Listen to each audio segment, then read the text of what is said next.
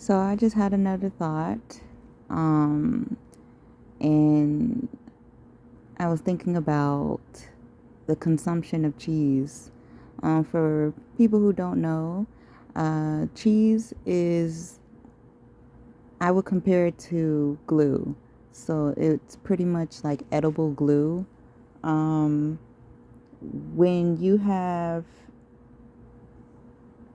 cheese and you ingest it into your system, for some people, um, it can, after it digests, it causes like a sticky type of substance or causes mucus to collect in your chest, as well as certain cheeses, or I think all cheeses contain some type of, I don't know if it's enzyme or chemical. You can correct me in the comments, but there's some type of addictive substance in cheese that causes people to uh, consume it on in a large scale.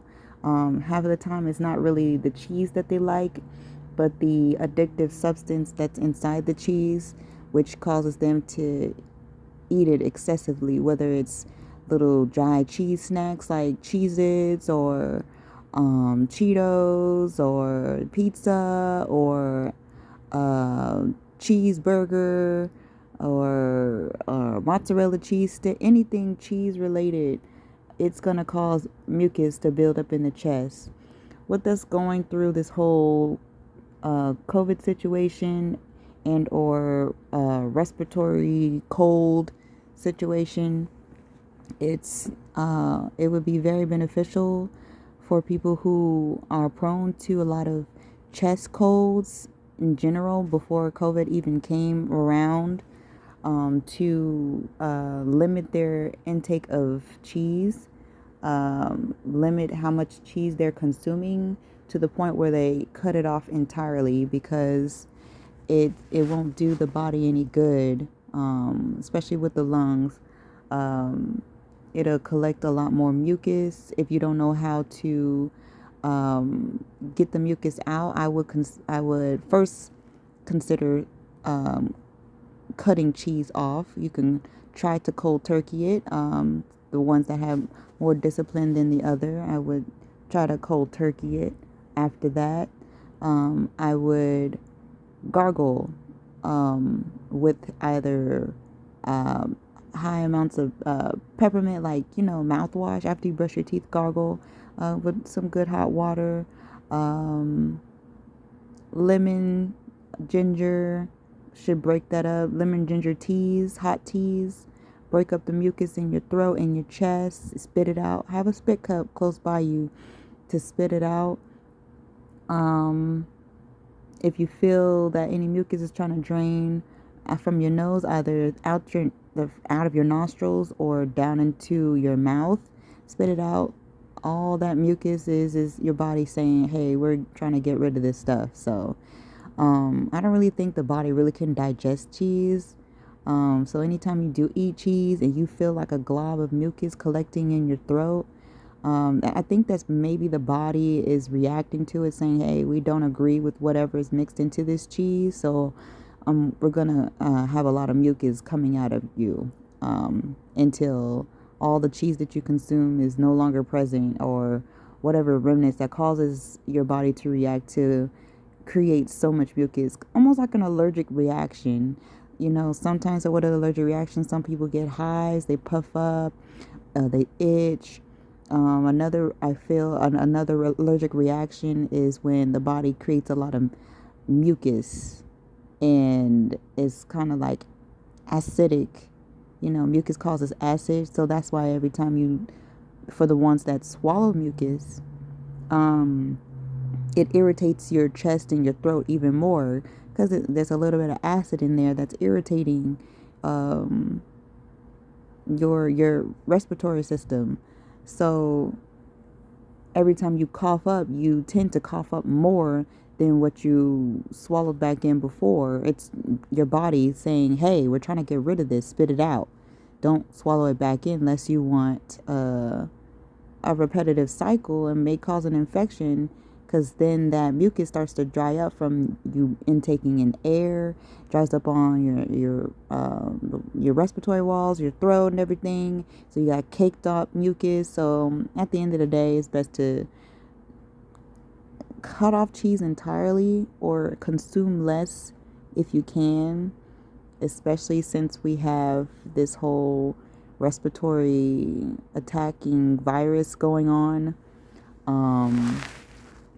And also see what other foods that you consume could create a lot more mucus in your body.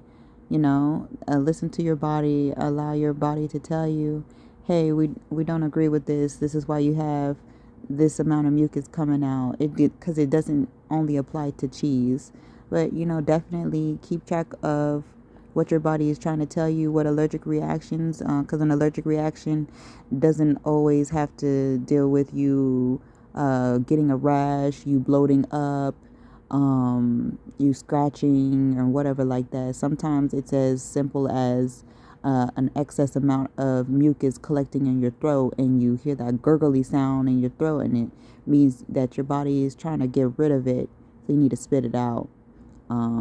Whether through the throat or through the nose, whatever, your body's trying to get it out of you. So it's best to not recycle it back into the body, but spit it out so that you have less issues with any type of chest cold, hot teas, hot soup, soup with pepper, cayenne, chili, anything, in those spices that break up mucus, ginger, turmeric,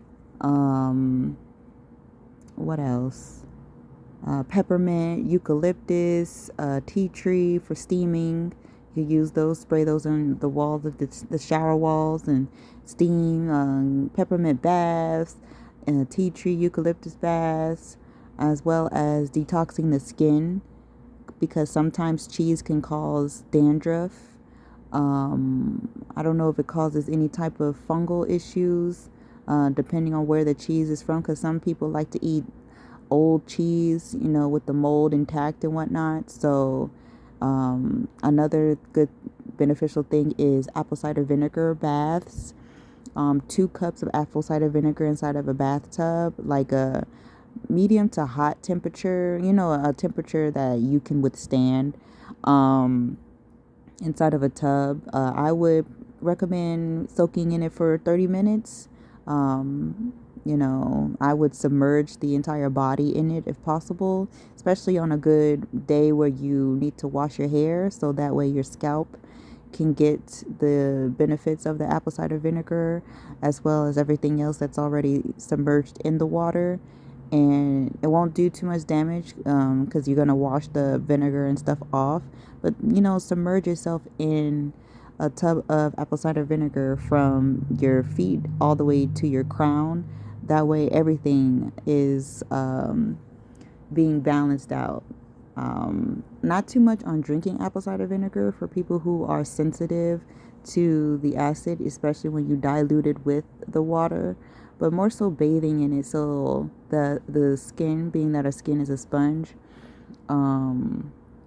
it absorbs it and it touches the right organs that need that assistance.